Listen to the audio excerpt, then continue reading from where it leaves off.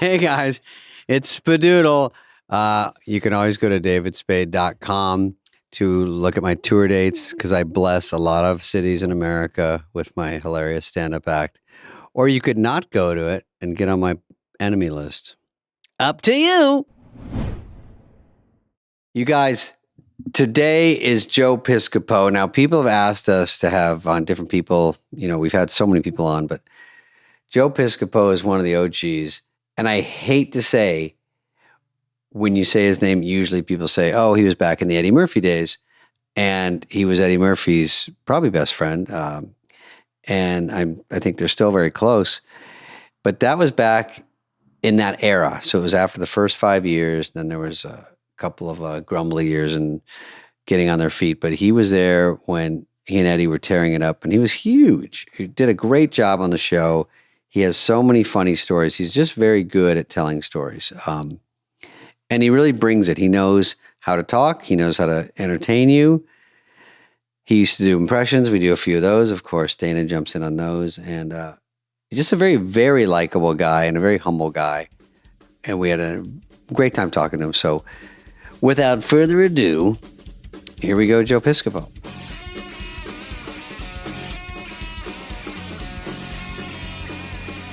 Joe has left the Zoom. I'm here. I got you. Except I can't see. I got something saying record by staying in this meeting. Okay, I consent.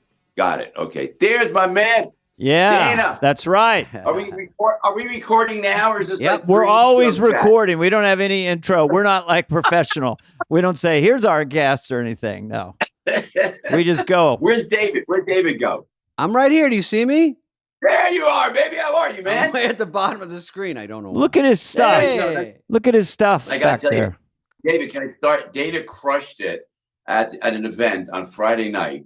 He was out there, and it was like 800, close to 1,000 baseball players who just wanted to talk like baseball. Right. Dana go, and a lot of folks have done the event and haven't done really well. Great. So Dana goes, "How's it going to be, Joe?" And I go, "It's going to be great." I gave him one of those. It's going to be great. And you nailed it. Dana, you nailed it. I was off. I lost my notes. Did you find them? I lost my notes. I didn't know where I was. I felt bad about that one for a while, but afterwards, Joe, being very nice, said, "Did you tell him?" To like our producer, Matt.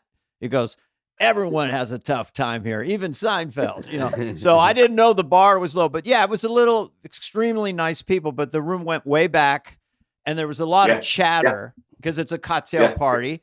You know, were you playing to a pre-tape or you had a band? I was just off to the side. So you come out and sing. No, a little of both. We had a live band there, but I cranked what you heard. What you heard was a pre-tape. We cranked it up to make it easier. But that's also. But I put the live girls on stage. David, I've turned into the Wayne Newton of comedy. Thank you. So I just got the girls singing with me on stage. It was a whole thing. It was fun though, man. Listen, I love it. I've done those kind of corporate gig or a charity gig. I did one just up in Calgary. They wound up being very nice, but you know, it's always a crapshoot. You just don't know. They have other things in their mind. Yeah. And if you're a surprise while they're eating their steak, they go, "It's been an 8-hour meeting, and now we're going to hold you hostage for 1 more hour while we hear." And they go, "Stevie Nicks, David Spade." Oh, I heard it was Stevie Nicks. Yeah. I always say, when did they get up? 6 a.m. for the breakfast meeting. When did the open bar start? At 4. When do I go on? 11. Okay. All right. 11 at night. So I got to tell you, David. So I always, when I MC, like back in the days when I started at the Improv 100 years ago, before you young people were born, you know, we want to know that.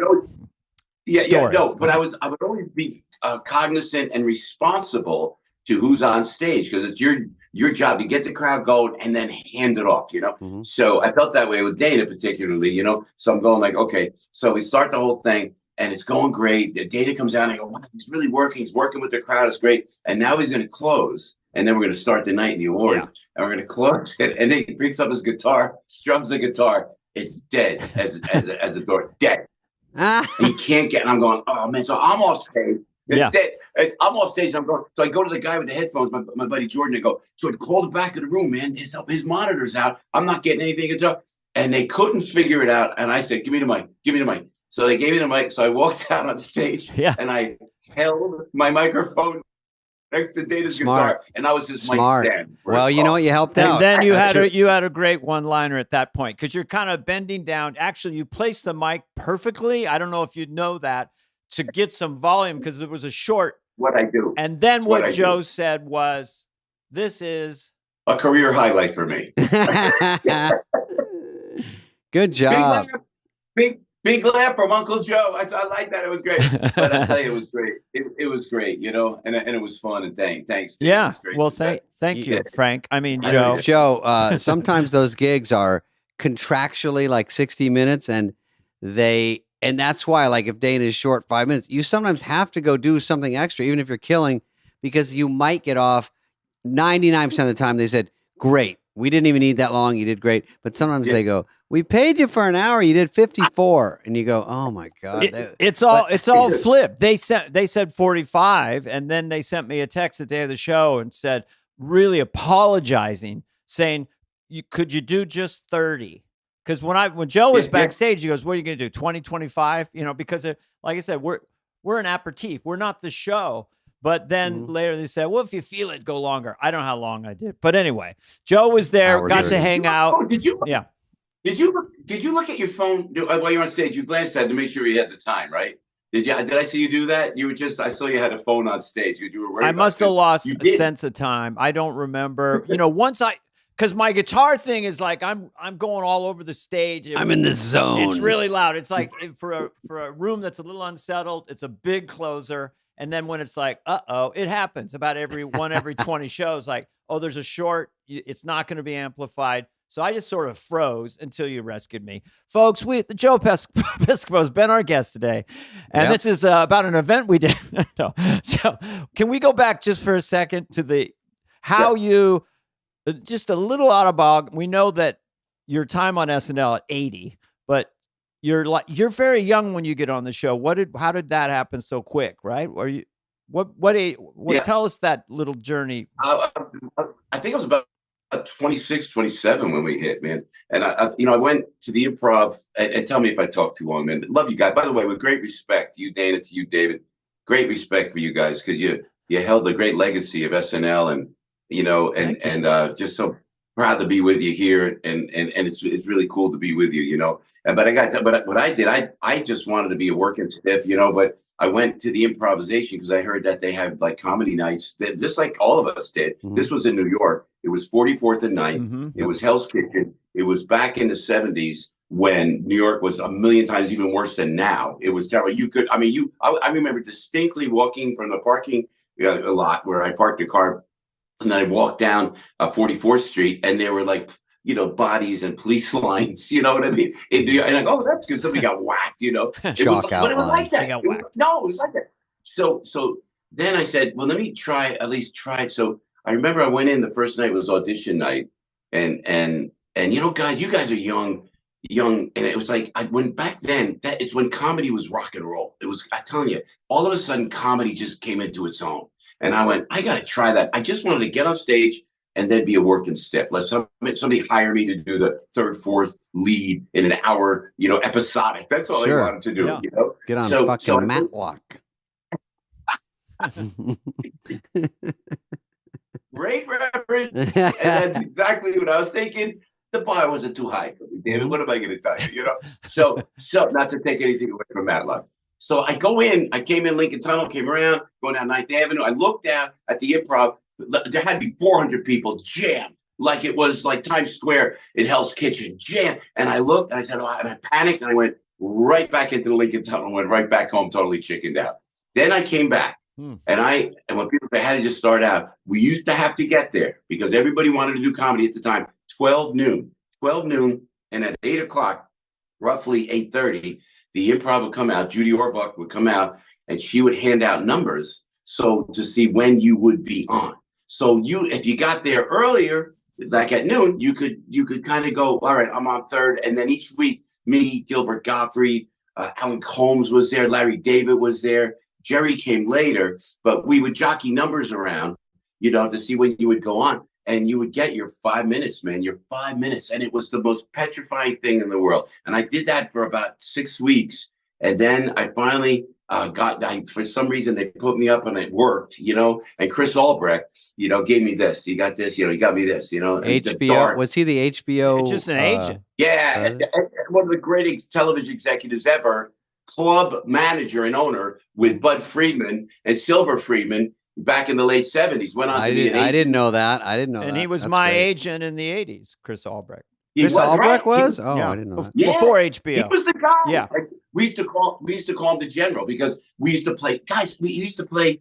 There's got to be a film or a documentary about it. We used to play softball. We were all Yankee fans. We'd go to Central Park, and then Larry was there. Larry David was there, and Larry was then just the way he is now. Completely neurotic. And he would just be there, and he would say the most brilliant things.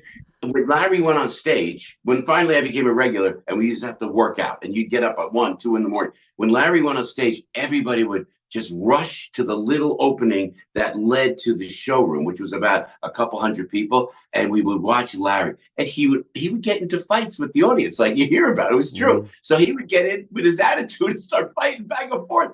But it was genius. And everybody knew Larry is a genius. And then I can remember distinctly, we would play softball, and then I was playing third base. Larry was playing shortstop, and then I could hear Larry. And we're waiting, and the game is on. I hear Larry going, he's like miserable about in the middle of the game. And I go, and I got to keep my eye on the batter because I'm in the hot corner. I go, Larry, what happened?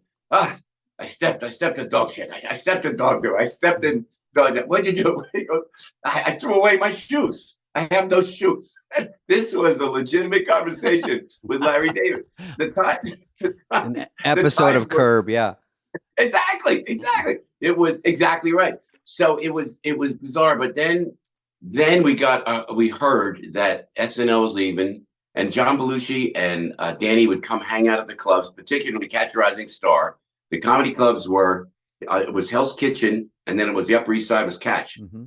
Even before the comic strip. But they had blown up, Joe. So those are two monster stars coming in. Yeah, exactly right. So, but we didn't know when they first went on the air. We were all working Saturday night live. Oh, okay. We were working on Saturday nights, and we didn't even know. And I remember being at the bar at Catch Rising Star, and I go, "How you doing?" And nice as ever, it was John Belushi. Hey, John Belushi. Hey, I'm on new show Saturday Night Live, and Danny Aykroyd right there. The times were nuts, man. Patty Benatar down by the bar, it was crazy. But then we heard they left, and they were leaving, and they needed a new cast. And I didn't want anything to do with it because you couldn't replace the original cast. You just couldn't. I mean, it was Gilda and Danny Aykroyd, and it was Chevy and John, and you couldn't do it, and I didn't want to do it. So long story short, even longer than this. Take your time. I had a friend there was a writer named John DeBellis. And John was hired by Gene Domanian, who was the new producer, Lauren's former right hand. And I don't know what happened politically there, but Gene was running the show. And Gene said, I need a utility guy. And John said, I know Joe Piscopo is at the clubs. He does characters and voices. She goes, bring him up. So I went right up to the 17th floor and I auditioned for Gene.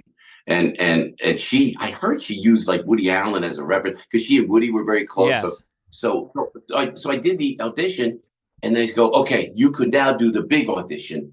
And I go, what? And they did a sweep of that town.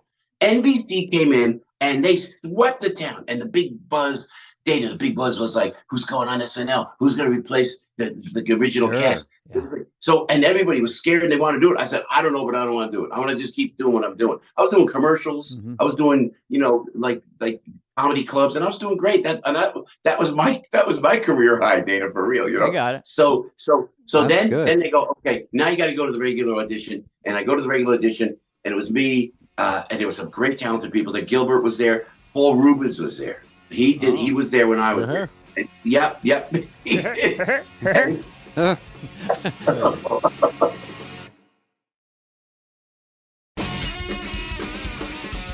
So can I ask you one question, Joe?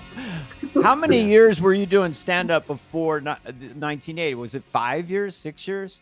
Yeah, and you had 4 and a half. And you at one point knew could do impressions and voices. You had that kind of style. Yeah. Okay. So then you got noticed. Now you don't want the show. So, but you're going to do it. It's perfect for the show, but you don't want it. So then what? What happened? Well, no. We do the audition, and then they go, "Okay, we want to hire you." So Chris calls me, Albrecht calls me. You got the part. You're going to be the utility guy, you know. And I'm going, Chris, and I remember arguing with him because I was making good money. I joined SAG and AFTRA, and I said, you can't replace Belushi and Aykroyd. Please don't make me do it. And Chris was the boss back then to all of us young guys. And he was our age too. But I said to him, all right, man, I'll go in, but I don't feel good about this. You feel like it's no win, right? It was. And you know what, David?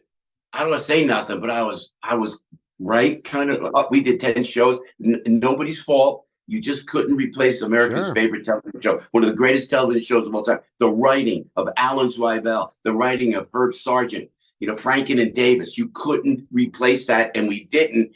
But Jean Domanion was great. I remember I went up. She said, "You're in." She hired Gilbert. She hired a couple other people. And then there was a kid, and he's up there on 17th floor in the back, off of Lauren's office. There was a little sitting area. And I said, they said, "Joe, this is Eddie Murphy." I said, "Hey, Eddie, how you doing? We're from Long Island. Never heard of him, never knew him." We hit it off immediately. And they said, "Yeah, they want me to audition." So I go, "All right, what do you want to do, man?" This is exactly the way it happened. And he goes, we said, "Let's do the word association sketch that Chevy and Richard Pryor did. Let's do that. You do Pryor, I'll do Chevy, and we'll do it." So we're in an office. We're upstairs on the 17th floor. And then we had the script. And we did the word association, as inappropriate as it was. A famous sketch where it was incredibly, could not do it today, but it was Chevy Chase and Richard Pryor. So you guys duplicated that, just met, got the script from people there, and then, okay, so then what happened? Fascinating. Well, then Eddie just crushed it, man. I mean, he was he crushed, and I'm next to him going like, "Oh, man." So now they went, "Okay, we'll let you know," to Eddie. And if I remember correctly, and I went into Gene, I said, "This kid's the next Pryor. This kid is the next Pryor." I said, "That was unbelievable." Well, we don't know. NBC thought he was too edgy. He was too edgy. We said no. So they made him. They made him a featured player. Funny. And he's 19, right? In 18, 19. Yeah, 19. Yeah. Which makes sense. Yeah, So they brought him in, and little by little, so we did 10 shows. Gilbert was on it, and it just. Nobody's fault. I don't want to, and I got a big shout out to Billy Murray, the genius of Billy Murray, the heart of Billy Murray, one of the great guys ever. He came in on that new cast, and he guest hosted, and that meant a lot. And then he took us out, and he all kind of brought us together, but it just didn't work. So cut to this. And tell me if I'm talking too much, because I want to lay this out. We want you to talk. This is great. I knew you'd be a great guest, and you are. So go ahead. Listen. So then we go like this. We go, "Uh-oh, NBC pulled the plug. What happened? It's off." And we were off the air. 10 shows. I thought I knew this would happen. Say, Chris, I told you. So now they're calling everybody up to the 17th floor. Now they replaced Jean Domanion. And by the way, Jean gets credit. She hired me, but she hired, even more importantly, Eddie Murphy. She hired Eddie Murphy. You got to give Jean Domanion credit for that. Mm-hmm. Right? Yep. So now they're bringing Dick Ebersol. Dick Ebersol is legendary. So Dick Ebersol, he was sort of there with Lauren a little bit in the beginning. He's an NBC. Yeah.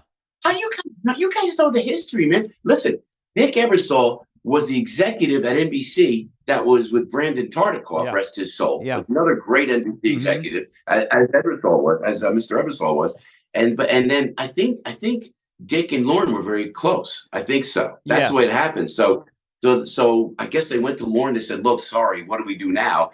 I don't know. This is conjecture. Mm-hmm. And they brought in Dick. So Dick, we went into Lauren's office, but Ebersol's there, and I'm sitting out there in the writer's wing, and everybody's coming out, and they're all getting whacked, guys. It was like this. Everyone's getting whacked. They're firing. It was like St. Valentine's entire. They bring you in to fire you. Yeah, they brought everybody in, whacked one by one. It was like the St. Valentine's Day massacre. Listen, so then I remember Ann Risley, great talent, whacked. Denny Dillon, great talent, whacked. Whacked. They got Charlie Rocket, rest his soul. Rocket used the F, dropped the F-bomb, done. Easy Tim whack. Krasinski, was he whacked or kept? No, Tim came in later. This okay. was like, this was a preliminary. Yeah. So now Gilbert to me was one of my best friends. Yeah. And we came up together at the clubs. He walked out and he goes, I got fired. He got fired. And I said, you got fired? So now they go, all right, Piscopo Murphy, come on in. So me and Eddie go in, and me and Eddie had sets to do at the comic strip or wherever we were going. We were in our heads. That's where we were. So, and we didn't care. And I fed off of the reckless abandon of Eddie Murphy because he just didn't care about anything. It was a beautiful thing to be a part of. So now we're going into Lauren's beautiful office, and Dick Ebersol's back there like this, and I sit down, and he sits down, and Dick goes like this. Well, Eddie and Joe, we've decided to keep you. And we went, I'll never forget, great, Dick, look, we got a couple sets, and we got to make our set if you mind. We could care less. I think the cockiness helped, guys, you know what I'm saying? Oh, definitely. But it was like, I mean, so that was it. And then were you, Joe, were you relieved, or were you sort of like, oh no, I'm stuck on the Titanic? Oh no, I'm stuck on the Titanic. Yeah. I really thought, it wasn't really helping you at that point. You're like, God, we're just going to sink further in this. I know, exactly. Yeah. But again, a shout out to, I'm sure he leaned on Lorne, but Dick Ebersol knew what he said, you couldn't match, fellas, the writing of the genius of the original cast. You couldn't match it. 100%. Because it was a perfect storm. Yes. With the politically, with the way Lorne put everything together, it was genius. And whoever was going to follow that original, because they're the original rock stars of the hit, comedy. Yeah. They were, and then it was impossible right. to follow. I had a buttress of years, but to follow that, hard. And proof is Eddie Murphy. You couldn't scout in the whole country a better guy that does well on SNL. And was he blowing up at all, or was it still just people just turned the TV off? No, it started to catch on a little bit. You know why? Yeah, you have to give Dick Ebersol credit because he brought in entertainment. He said, we can't match the hipness of Lorne's original show. Let's just entertain. Let's just be funny. So that was a great lesson. That was, I don't know if Lorne told, Mr. Ebersol that, whatever it was, we went on. And then Eddie and I, out of, I guess, fear and survival, we kind of just joined together and started writing for ourselves, reaching out to two great writers, Barry Blaustein, David Sheffield, and they were the key writers for Eddie and I. Tim Kazurinsky came in, and Timmy really was the captain of that cast. Mm-hmm. He was great. And Mary Gross came in. Yes. And we had, you know what? We started to gel a little bit, started having some fun a little bit. And I got to tell you, I think what probably made it work when Eddie and I were doing the in-ones. David, I said to Dana the other night, I said the great thing that Dana always did, and you as well, is that the in-ones is what really I thought sold it. You wanted to see the church lady. You wanted to see whether for me, the direct to camera, right? Yeah, right directly to the camera. We would write these silly, crazy Eddie sketches, whatever it was. And Eddie and I would do the in-ones together, or I would do it, and that seemed to gain, some steam. And I go, my people, we go like this. By the grace of God, it worked. It just I couldn't tell you how. Just for a second, because my brain gets curious about this stuff. So how many episodes did you do with Gene Domanian before it was sort of just 10? Just 10. And then there's a purge, and then the show starts again in the fall. Was there a gap of it not being on the air? Yeah, there was a gap of it not being here. Really canceled. I did not know that. It was almost like a funeral and a wake for the first season, the great people. And then it's like, okay, they took the hit, the first 10 shows. Mm-hmm. Now it's almost like it can't be that bad. You know what I mean? Something about it. Yeah. And then you and Eddie started, for me being in clubs and being aware of this whole situation, I felt that you and Eddie kind of were, becoming stars. Obviously, the two of you, the famous Sinatra and Eddie doing Stevie Wonder as a dramatic actor, almost like it shocked the audience when he started singing. And then your Sinatra, I think I got my Phil Hartman, but I think it's right up there with anybody who's ever done it. Yeah.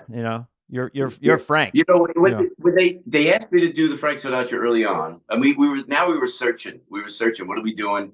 How do we keep going? And we had the pretty good guests would come on, and then he brought on like Jerry Lewis came on, which was great. And then he would book Don Rickles, and then Sid Caesar, and we went back and it was holy shit, that's big. It was like let's just get guys that can do this. And then, but early on, they said, Joe, we need the Frank Sinatra character. This was early on, and even during Gene's time, I said I can't do it because it's a respectful thing and I don't want to make fun of it. I did it in the clubs. I did it for my SNL audition. I said, I can't do it. And so I fought it. Then, and the way it goes, I wrote Mr. S a letter because I wanted to be a team player. I wrote Mr. Sinatra a letter and I said, this is done with respect. This is the whole Italian New Jersey thing, guys. That's what this is about. Well, that's what I want to hear about because I'm from California. So this is like... It's not dangerous, but you don't want to hurt Frank because for someone from New Jersey at that time, right. It's Frank Sinatra. Right. You know, you don't mess with Frank and you love Frank. That's right. Yeah. It's respect. Yeah. It's respect. And my father was an attorney, rest his soul. He said, if you're not going to be a lawyer, then you want to do entertainment, then look to Frank Sinatra because that's your role model. So here I am doing them. And then they asked me to do them in a satirical way. And I said, I can't, and because I'm telling you, it's hard to describe, but people, would understand. It's a North Jersey Italian American thing, and it's all about respect. And I told that to Mr. S. So I sent it to Mickey Rudin, his lawyer at the time, and I didn't hear anything back. I said, okay, let's do it, and we did it. But I always couched it. I always was respectful. Matter of fact, that Ebony and Ivory sketch was Barry and David Blaustita Sheffield.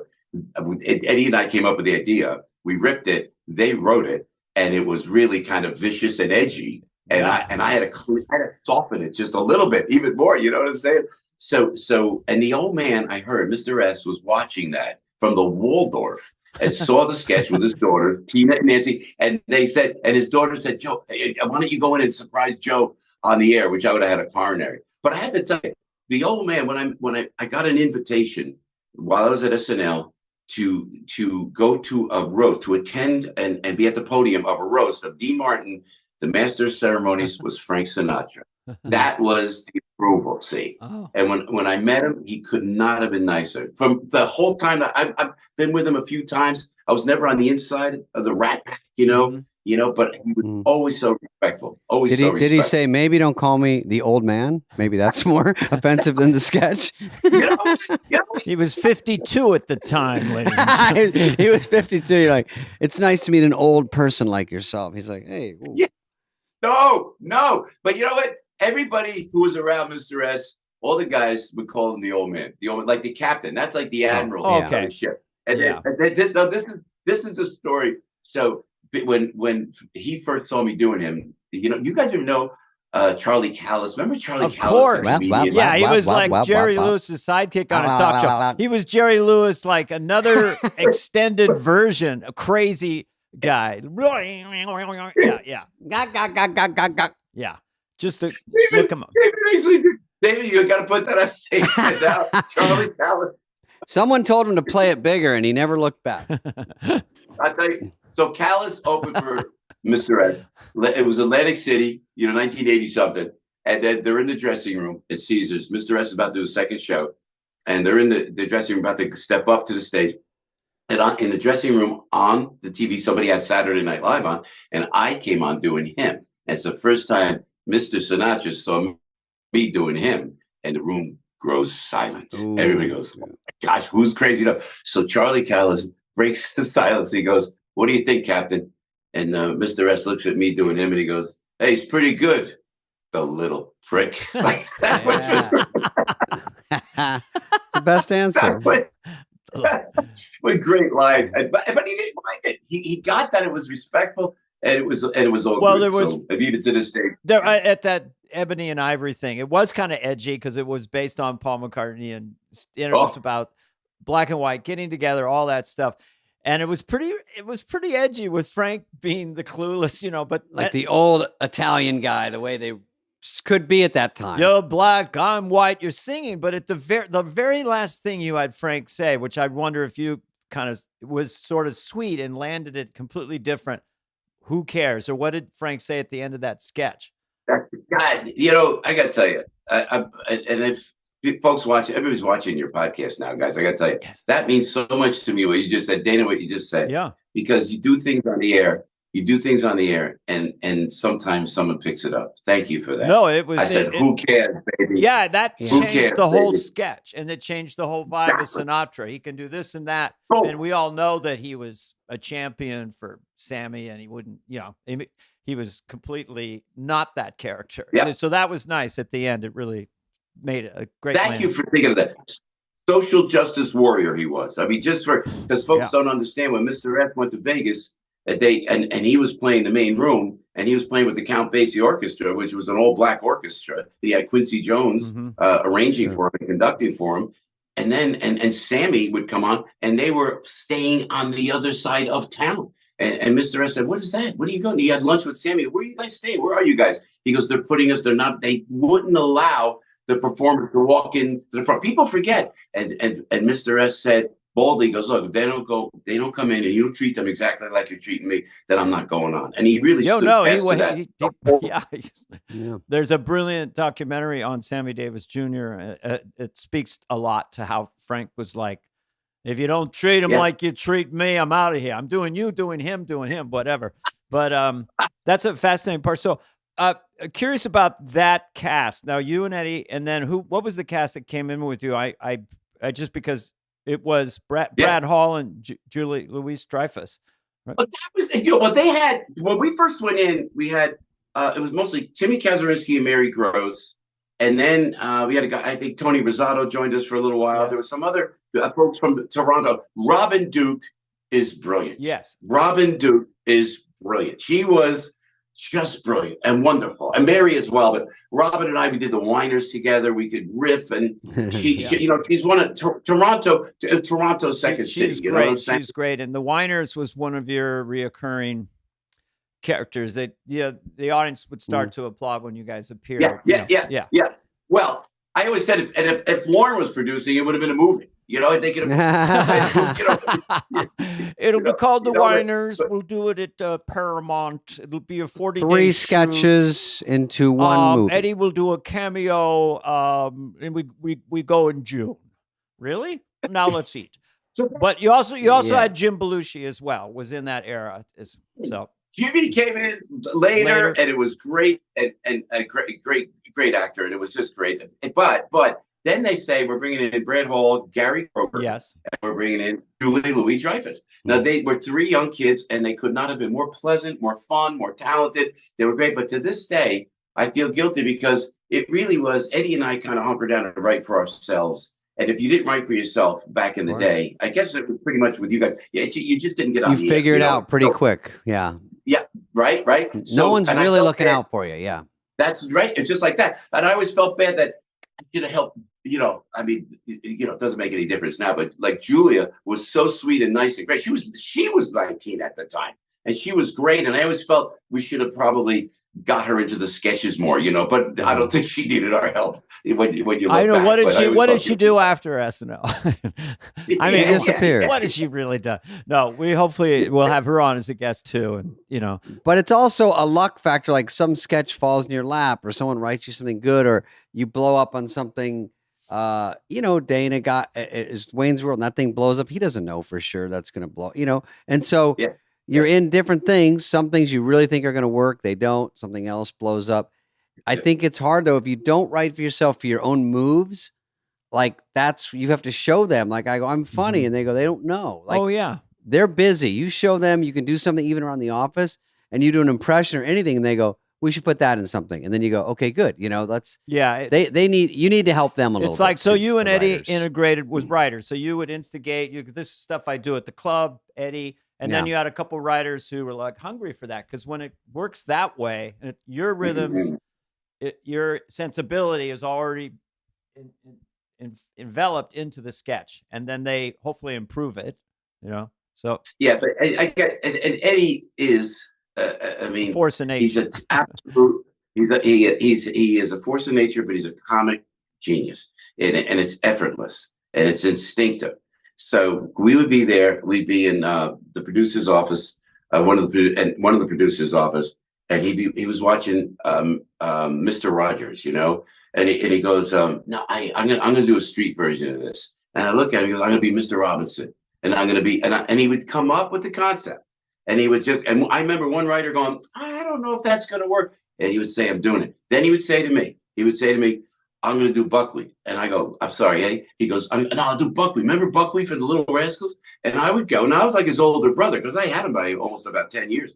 And I would say, Ed, it might be a little racist. You might want to just maybe not do that, you know? Mm-hmm. Bang. He didn't care. He went for it. And it was, I have to tell you, the joy of it, to be next to it, you know, to experience it, especially to be live, I don't believe we had a delay back then. And to be next to Eddie, whether we were doing Ebony and Ivory, whether I was watching him doing buckwheat, or whether we would do, my favorite thing, we would do a Solomon and Pudge, the two old guys in the bar, which was kind of a bittersweet thing. That was just a fill. It was meant to do a fill because they needed time right before 1 o'clock. And they would say, Eddie, Joe, just go up and do something. And Eddie and I just riffed. It was magic moments that I cherish forever. It was, and I told Eddie this when they gave him the Mark Twain Prize down there in Washington. And Chappelle was there, and Arsenio was there, and Georgie Lopez was there, and it was like the, you know, except for me, it was like the Mount Rushmore of comedy, you know, and everybody's going before we're supposed to speak, you know, to Eddie at the Smithsonian the night before the event. What are we going to say? And I remember Chappelle going, "It'd be funny. What can I do?" I said, "Guys, just speak from the heart, man. Just speak from the heart." And that's what when I got up, I said, Eddie, thank you for a great ride. Thank you for a ride of a lifetime. And it resonated, and we all had tears in our eyes. It was a beautiful thing. Out of comedy, you know, it's a lot of heart. People may see us trying to be funny or silly or, you know, or outrageous, but I think we got a lot of heart and probably feel more than most, you know, guys.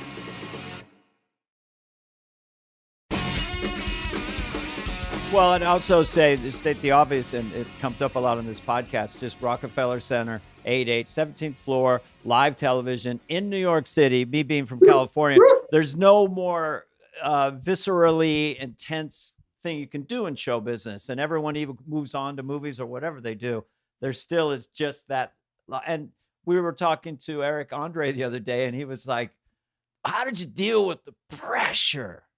The pressure. I mean, did you get more comfortable? Did you just feel good when you're out there with Eddie? Like, we're going to kick ass because you've got. Yeah. Great observation, Dave. It's exactly right.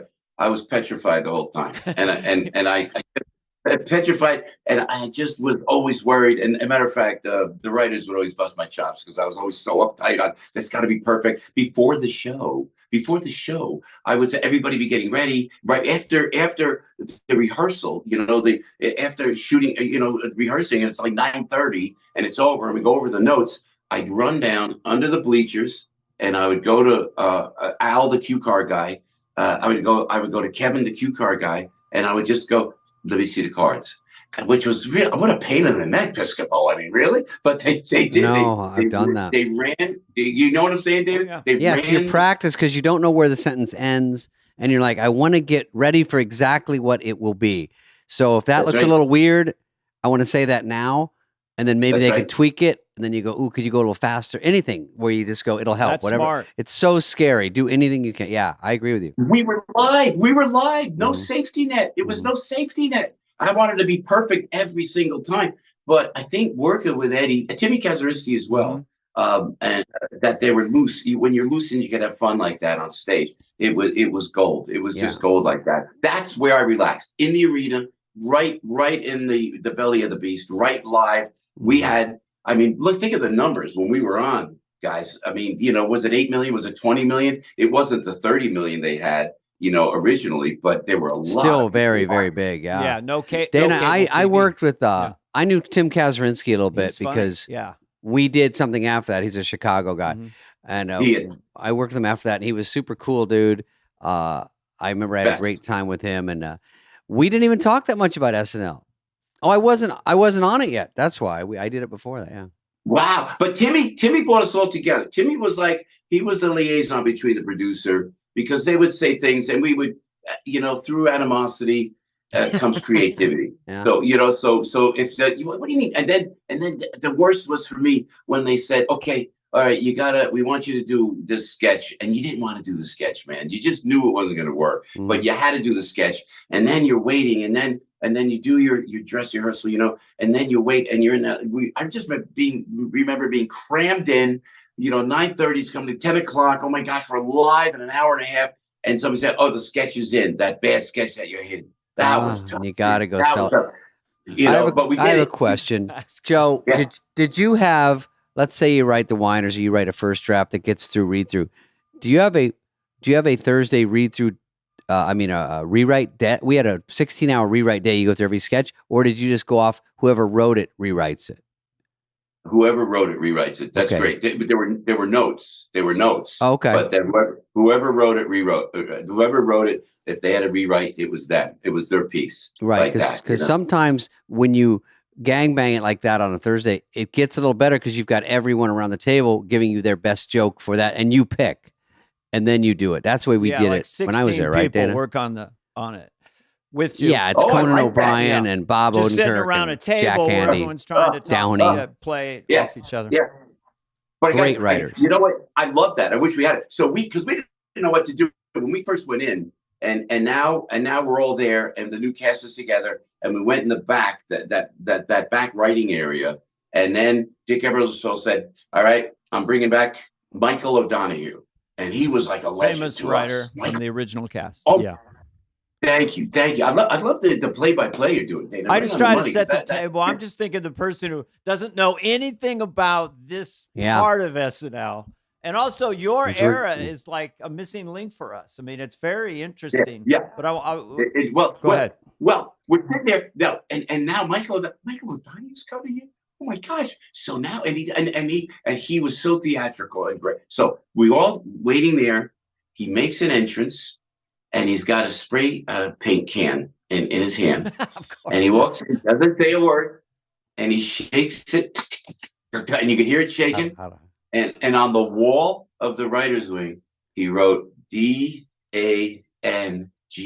or danger. And he went, show. And he went like that.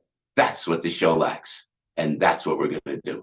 Like that. I went, whoa, man. So then he would call us in. He would call us in, and he would, I'll tell you, these guys from that era were, and I mean this in the most respectful way, they were like off the charts crazy like that, you know? And Michael was like, so listen, guys. He sits me in the office. Now I'm new, and I don't even want to be there because I've ruined the show so far. I don't want to continue the show. O'Donoghue goes like this. Listen, he's there, and he goes like this. Piscopo, just he and I in the office, one-on-one, in one of those little producers' office. He goes, "I don't get you. I don't think you're funny. I don't get it." Like that. And I'm going like, whoa. Okay, well, I'll leave now. Do you want me to go now? Like that? And then I didn't confront him. I said, you know, Michael, I agree with you. I don't think I belong here either. And I'm honored to see you, man. And he goes like, then he softens up and he goes like this. Well, that Sinatra thing's pretty good. I like that Sinatra thing that you do. He goes like that. And through all that adversity, that angst, that blood, sweat, and tears, it all worked out.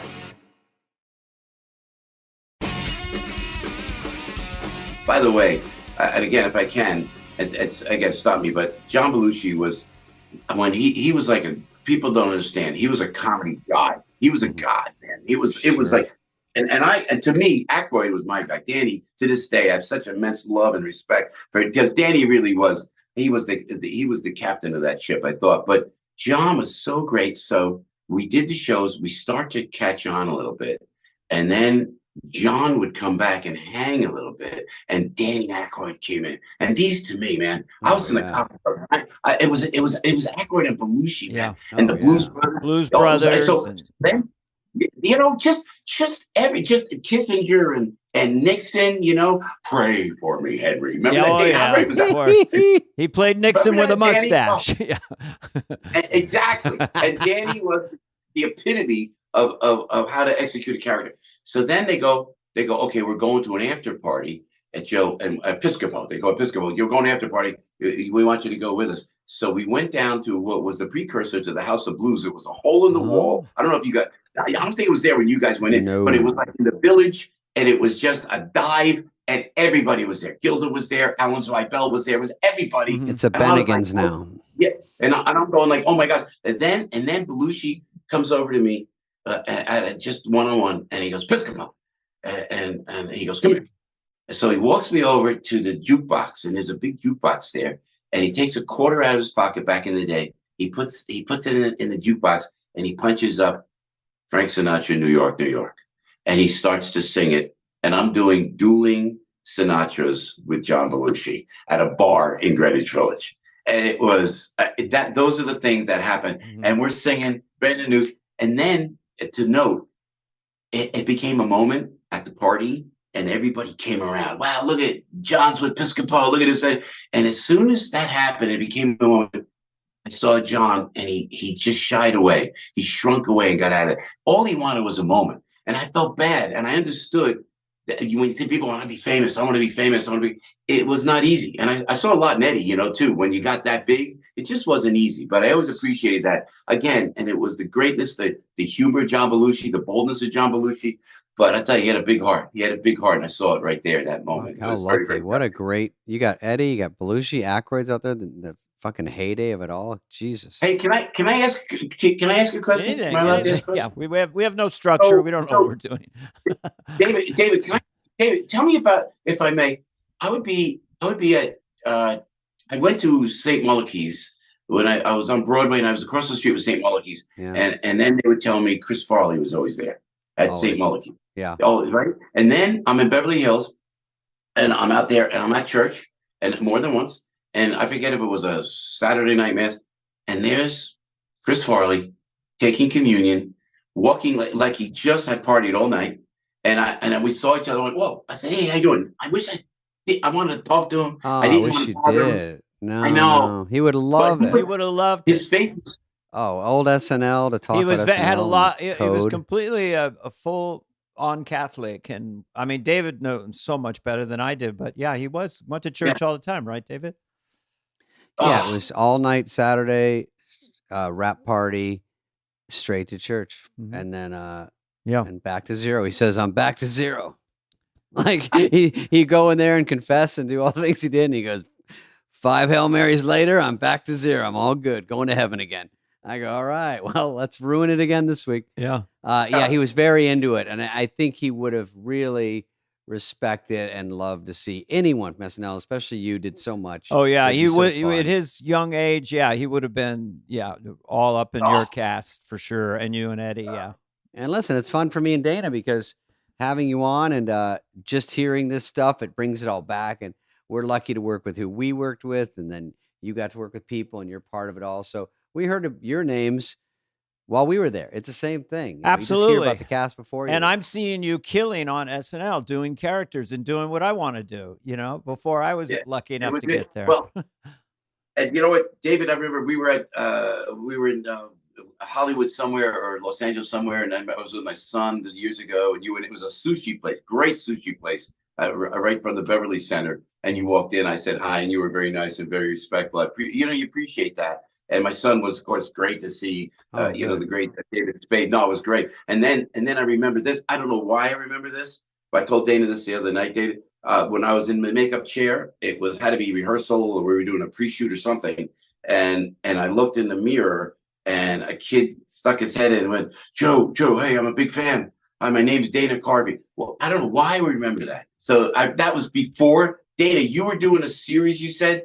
You were doing a sitcom. I had a little deal with NBC. Yeah. I got cast on a show called One of the Boys. Mickey Rooney was the star. Nathan Lane was the co-star. All of a sudden, I'm living in New York in 1981, and I'm shooting this sitcom on the 6th floor. And of course, I was possessed by SNL, and I did go up on Thursday a couple times in bleachers, watch you guys running stuff. And then we had the same makeup artist. He would do your makeup on Saturday night, or was at least working Saturday nights. And I would do my Andy Rooney and do certain impressions. He goes, you got to tell Andy Joe. Rooney. But I thought I did an Andy Rooney, did it better or something. But I remember finding you somewhere, or Joe Piscopo's down this hallway. It's like a big labyrinth. Hi, I'm Dana Carvey. I must have been really nervous because I was on ballsy Dana. I was on this sitcom. It was a death knell. I mean, talk about it. We're driving this Scatman Carruthers stoned all day. Mickey with a 38 throwing it around the room. A revolver. They're not going to get me. Yeah. So I was in a madhouse, and 72 months later, I got... You're like, hey, Joe, we're both in SAG. I wanted to say... But anyone who does this, or anyone who's been to Saturday Night Live, Tracy Morgan he says, "Hey, alum, we're all alums because what is there 160 of us, and it's almost 50 years that experience the pressure and whatever the Fleeny-esque madness of this. There's a horse, there's people juggling. Now I'm throw a wig on me and push me out there." So. Well, we appreciate it, Joe. Thanks for taking some time out for us, and love chatting with you. Yeah, listen, with great respect and great love, guys. Joe, you paint great pictures. You're a great storyteller. This was really fun. Yes. And thanks for filling out. We'll see you out there. See you around campus. Okay, buddy. God bless. God bless. This has been a presentation of Audacy. Please follow, subscribe, leave a like, a review, all this stuff. Smash that button, whatever it is, wherever you get your podcasts. Fly on the Wall is executive produced by Dana Carvey and David Spade, Jenna Weiss-Berman of Audacy, Charlie Finan of Brillstein Entertainment, and Heather Santoro. The show's lead producer is Greg Holtzman.